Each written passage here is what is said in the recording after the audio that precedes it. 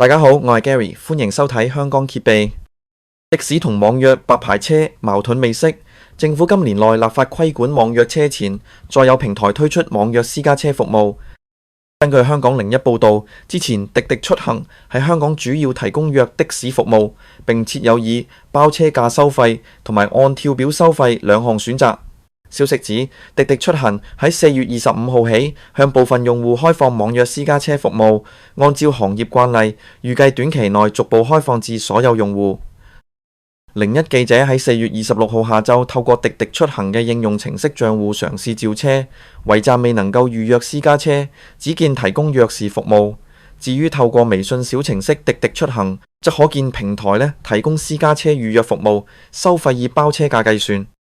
實測預約由葵涌貨櫃碼頭南路出發前往西九龍站，發現喺滴滴出行照私家車嘅價錢為85.89港元，而的士最低收費預估為97.25港元，比私家車貴1成幾。不過下單之後5分鐘仍然未能夠成功召車，屏幕彈出告示指當前需求旺盛，打車人數較多。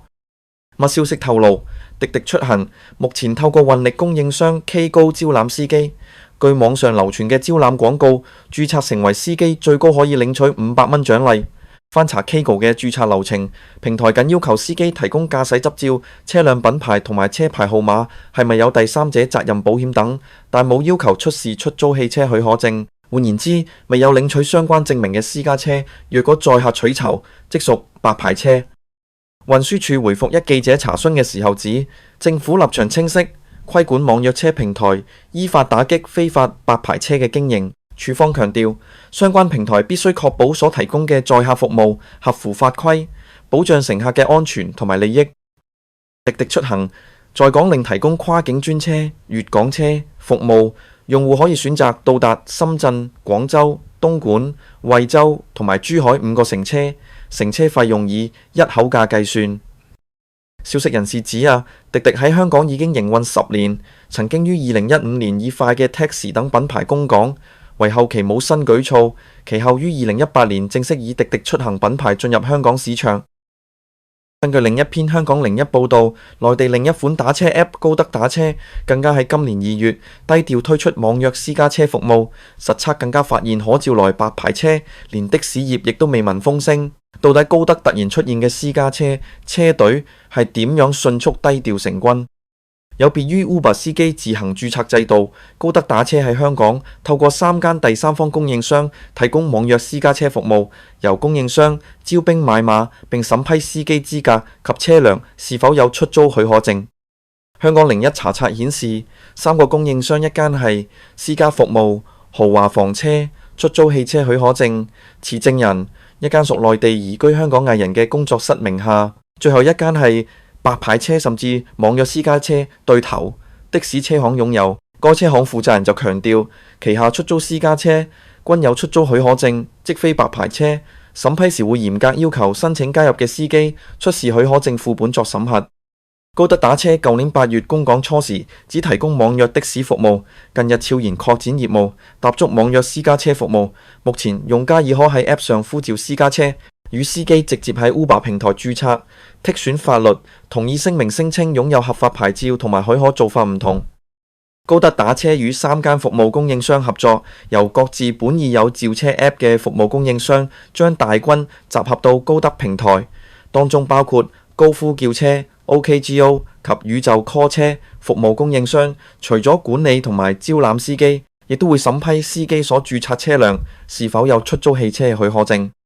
據香港01查冊，3間服務供應商各有來頭，其中高夫叫車為日行天下旅運有限公司，所有該公司係私家服務、豪華房車、出租汽車許可證持證人。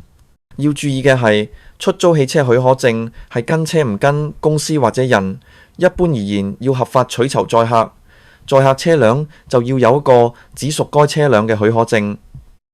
至於宇宙 call 車係香港莊宏宇工作室有限公司持有，註冊地址係一間秘書公司，董事兼股東莊宏宇報稱住北京，但係據其接受內地媒體訪問，只自稱係從福建移居香港，曾經出演多部嘅電影同埋電視劇，包括電影《澳門風雲》、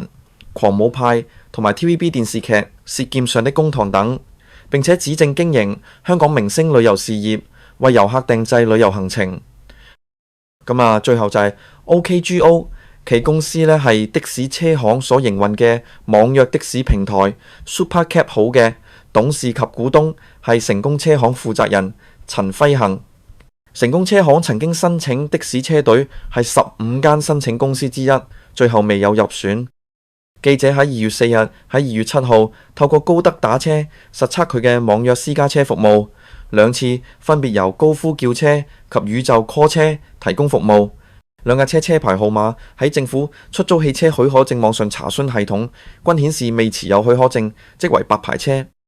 喺宇宙 call 車召嚟嘅白牌車行程中，司機指高德打車喺1月30日先至推出網約私家車服務，十分低調，唔多人知道。模式同內地叫車相同，大多數係內地客使用。佢指同時有做 Uber 司機，因為高德剛推新服務，現時優惠較多，每張單有獎勵，故收到錢亦都多。記者先後向3間供應商了解，其中宇宙 call 車係內地號碼，對方話係負責聽反饋嘅專線，未能夠提供資料。高夫叫車需有負責人接聽電話，為向其查詢幾時營運，有幾多架私家車，同埋係咪持許可證等，對方均回應唔知，要問返高德嗰邊。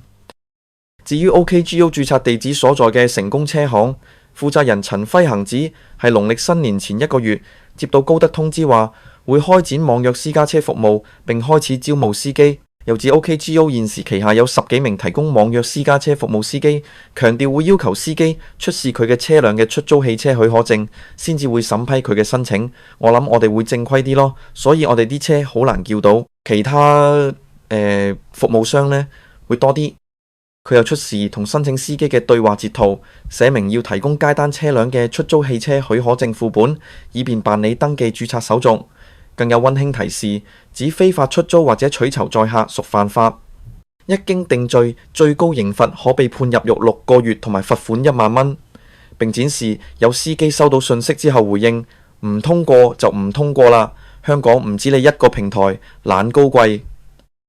陳輝恒重申，作為的士業界唔支持白牌車，但認為的士同持牌網約車冇衝突，更可互補長短，尤其喺繁忙時間等。佢指因有審批故難以招募司機，更呼籲持出租汽車許可證車輛嘅司機加入。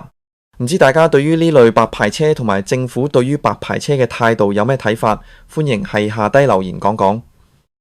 中意呢條片嘅朋友記得俾 like 同埋分享俾其他朋友 ，subscribe 同撳埋隔籬嘅鐘仔，咁你就唔會錯過任何一條新嘅影片。咁我哋下條影片再見，拜拜。